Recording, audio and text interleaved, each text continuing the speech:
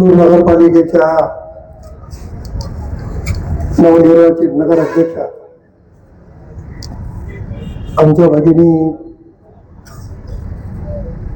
विजयमालाताई टेकाळे यांच्या पदग्रहण समारंभाच्या निमित्तानं उपस्थित राष्ट्रवादीचे प्रदेश उपाध्यक्ष व्यंकटरावजी पाटील भोजेगावकर, माजी आमदार अविनाशरावजी घाटे, माजी आमदार सुभाषरावजी साबणे, काही कामाच्या निमित्तानं या ठिकाणी हजेरी लावून पुढे गेलेले जिल्ह्याचे अध्यक्ष शिवराज पाटील होटाळकर, युवकचे अध्यक्ष बालाजी शिंदे यांनी या नगरपालिकेची अतिशय यशस्वी अशी धुरा सांभाळली, हे माझे सहकारी मित्र लक्ष्मीकांत पदमवार, तालुक्याचे अध्यक्ष राहुल देशमुख देगावकर, शहराचे अध्यक्ष देवेंद्रजी मोतेवार,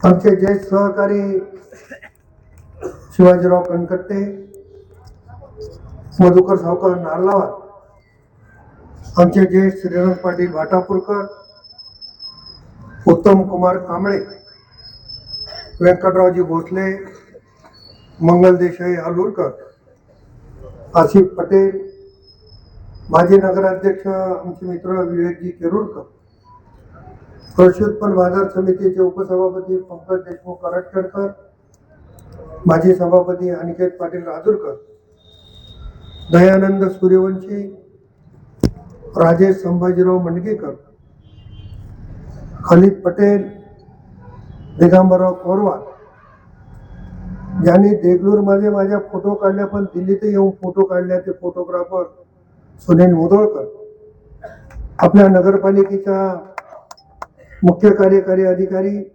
अधिकारी निर्मलाताई कांबळे, आता ज्यांची उपाध्यक्ष म्हणून निवड झाली ते आमचे सहकारी ॲडव्होकेट अंकुशजी देशमुख,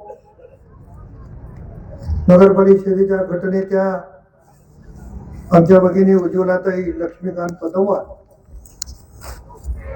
शोभाताई कडलवार, रोहिणीताई महिलागिरे, योगेश्वरीताई तोटावार, अनिल बोंडलावार, रत्नमालाताई कोरवार, मीनाक्षीताई कांबळे, नंदकिशोर शाकावार, अर्शिफिया फातिमा शेख, एकनाथराव टेकाळे, जबीन बेगम सय्यद निसार, सुमंत कांबळे, पल्लवीताई झाडे, कलावतीताई मोरे, आज ज्यांची स्वीकृत सदस्य म्हणून नियुक्ती झाली ते संतोष नारलवार, सय्यद मोहिउद्दीन, मंचावर उपस्थित सर्व राष्ट्रवादीची नेते मंडळी, सर्व अधिकारी आणि ज्यांनी या सगळ्यांना खुर्चीवर बसण्याची संधी प्राप्त करून दिली ते आपण बहादर मतदार बंधू भगिनी आणि पत्रकार मित्रांनो, खरं तर आज खूप आनंदाचा दिवस आहे. नांदेड जिल्ह्यातली सर्वात मोठी नगरपालिका हे आदरणीय अजितदादा पवार साहेबांच्या नेतृत्वात राष्ट्रवादी काँग्रेसने जिंकली आणि ते जिंकून दिल्याबद्दल मी आपल्या सर्वांचं मनापासून या ठिकाणी अभिनंदन करतो, मनापासून स्वागत करतो. आज टेकाळीताईंचा पदग्रहण समारंभ, त्याचबरोबर अंकुशजी देसाई यांचाही पदग्रहण समारंभ आणि 2 सदस्यांची निवड या निमित्ताने या कार्यक्रमाचं आयोजन केलं. मी सर्वात अगोदर एक गोष्ट आवर्जून सांगणार आहे, माणसाचं मन कसं असलं पाहिजे. तसं देगलूरकरांना मी सांगण्याची गरज नाही, पण देगलूरकर एवढे हुशार आहेत ते आपण म्हणतो ना चुन चुन के मारा, तसं कोणाला पाडलं याचं आत्मपरीक्षण तुम्ही करा. काही लोकांना असं वाटत होतं की देगलूर मध्ये आम्ही म्हणजे सगळं काही आहे, ते सगळं चित्र देगलूरकरांनी बदललं आणि त्याच्यामध्ये आमच्या लक्ष्मीकांत पद्मवार सावकाराचाही बळी गेला. आणि मला जेव्हा ही सगळी नगरसेवक मंडळी भेटायला आली तेव्हा सामने साहेब होते, घाटे साहेब होते, गोजेगावकर साहेब होते, खतगावकर साहेब होते. आम्ही सगळे जणांनी सांगितलं की पद्मवार सावकार, तुम्ही नगरपालिकेमध्ये गेलं पाहिजे, तुम्ही स्वीकृत सदस्य झालं पाहिजे. परंतु लक्ष्मीकांत पद्मवारांनी सांगितलं की मला जनतेने दिलेला न्याय, तुम्ही श्रीनिवास वर्य, जनतेने दिलेला न्याय मान्य आहे, माझी विनंती आहे की माझ्या नावाची शिफारस कोणी करू नका, आपण कोणालाही संधी द्या, मी त्यांच्यासाठी अहोरात्र काम करीन. ही भावना लक्ष्मीकांत पद्मवार यांनी घेतली. पण मनापासून मी लक्ष्मीकांत पद्मवारांचं या ठिकाणी अभिनंदन करतो. आपण म्हणतो गड आला पण सिंह गेला अशी परिस्थिती असते, पण लक्ष्मीकांत पद्मवारांच्या नेतृत्वाखाली आदरणीय अजितदादा पवार साहेब असतील, आदरणीय तटकरे साहेब असतील, त्यांच्या माध्यमातून या ठिकाणी वाटेल तेवढा निधी आणून देण्याचं काम प्रताप पाटील चिखलीकर पुढाकारांनी केलं. बोलताना साबळे साहेब एक गोष्ट बोलले की एकनाथराव शिंदे साहेब नगरविकास खात्याचे मंत्री आहेत, नगरविकास खातं त्यांच्याकडे आहे, दादा राज्याचे उपमुख्यमंत्री आहेत, तिजोरीची त्याबी त्यांच्याकडे आहे. पण देवेंद्र फडणवीस साहेब सुद्धा या नगरपालिकेला मदत केल्याशिवाय राहणार नाही याची ग्वाही दिली. कारण इथली भाजप आणि तिथली भाजपमध्ये फरक आहे. इथं प्रायव्हेट लिमिटेड भाजप झाली, नांदेड जिल्ह्याची भाजप म्हणजे प्रायव्हेट लिमिटेड झाली. तुम्ही गंगाधरराव जोशींना विचारा, ते आपल्या नगरपालिकेचे नगराध्यक्ष होते. भाजप उभा करण्यामध्ये सगळ्यात मोठा वाटा गंगाधरराव जोशी सहित सगळ्यांचा होता. पण आज जोशी साहेबांची काय परिस्थिती आहे? ती परिस्थिती निष्ठावंत भाजपवाल्यांची आहे. या देगलूर नगरपालिकेमध्ये काय प्रताप केला? आम्ही अजितदादाची सभा घेतली, नाग नाचायला गेला की मांडूळ नाचायला लागला. आता मांडुळाला नाचता येते का? त्याला दोन तोंड राहतात, कोणी कोण उभा टाकावं तेच करणार.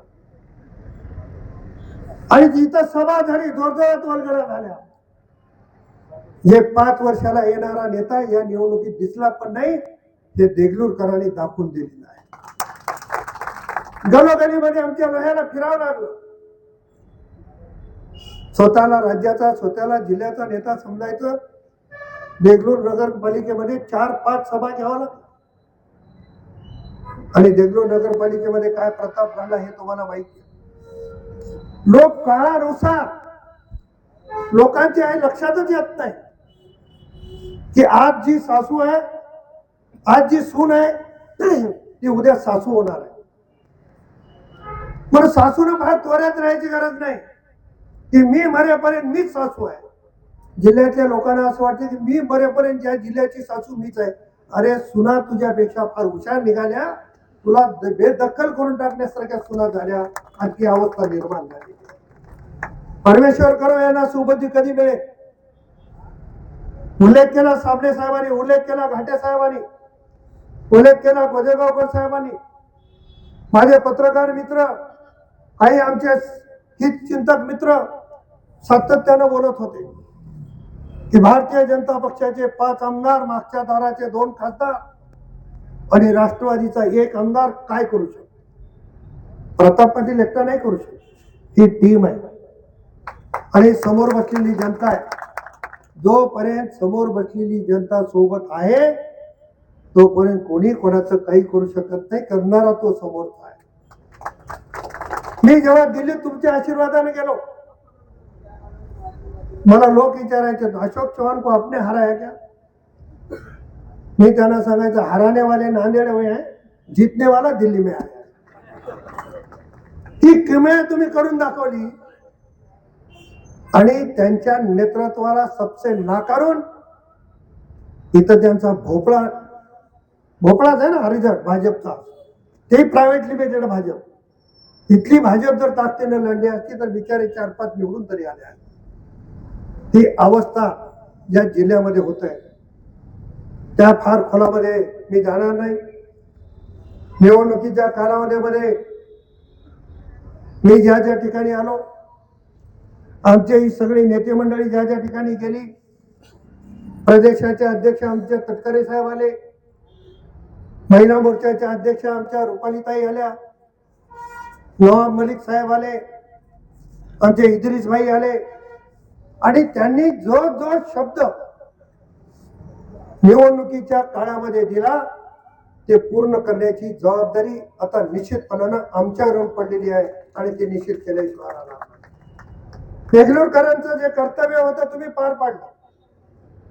आता ह्या टीमचं कर्तव्य आहे की नगरपालिकेमध्ये ज्याने ज्याने जो जो शब्द दिलाय तो करण्याची भूमिका निश्चितपणानं या सगळ्यांनी घेतली पाहिजे, अशा पद्धतीची अपेक्षा आहे. मी आता आमच्या नगराध्यक्षताईला आल्याला विचारलं, शिवताई पण होत्या, समोरची मंडळी आज मीटिंगला आली का नाही? त्यांनी सांगितलं आले आणि अतिशय सन्मानानं त्या ठिकाणी त्यांची भूमिका बजावली.